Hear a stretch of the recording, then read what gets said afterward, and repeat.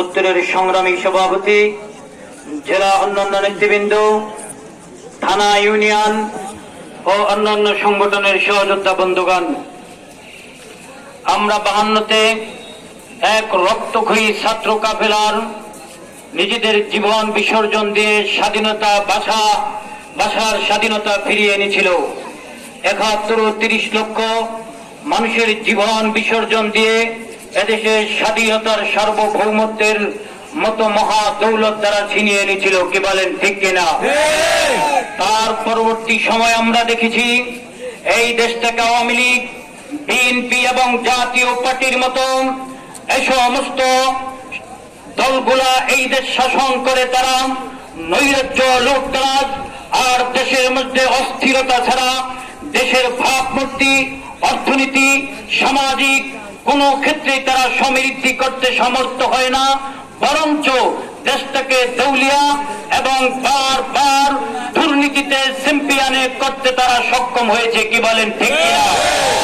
আমরা তিনটা দলের শাসন দেখেছি, সফলতার কোন তাদের অপশন দেখি না, দেখেছি তাদের শুধু ব্যর্থতার গ্লানি নিয়েই, শুধু ব্যর্থতার সাথেই তারা রাষ্ট্র ক্ষমতা হস্তান্তর করতে বাধ্য হয়েছে। কি বলেন, ঠিক কিনা?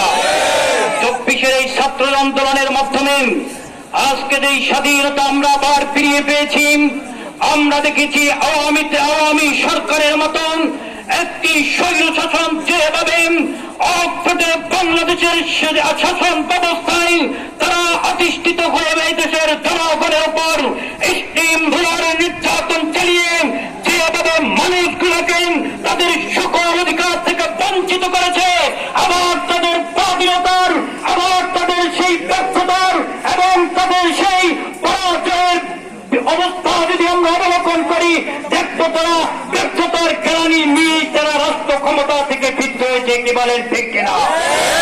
এখন যারা অন্তর্বর্তী সরকারে এসেছেন, সামনে যারা আসবেন, আমরা এই স্পষ্ট ভাষায় তত্ত্বহীন কণ্ঠে দাঁড়িয়ে দিতে চাই, স্বাধীনতার পরবর্তী সময়ে পর্যন্ত পীর সাহেব চরমনাই দেশের নাজুক আর সংকটময় মুহূর্তগুলিতে জীবন বাঁচিয়ে রেখে দেশকে সমৃদ্ধিশীল করতে, দেশকে ডেভেলপ করতেন, দেশের সব কিছু সুন্দরভাবে পরিচালনা হওয়ার জন্য পীর সাহেব চরমনাই জীবন বাঁচিয়ে রেখে মাঠে ময়দানে ছিলেন। কি বলেন, ঠিক?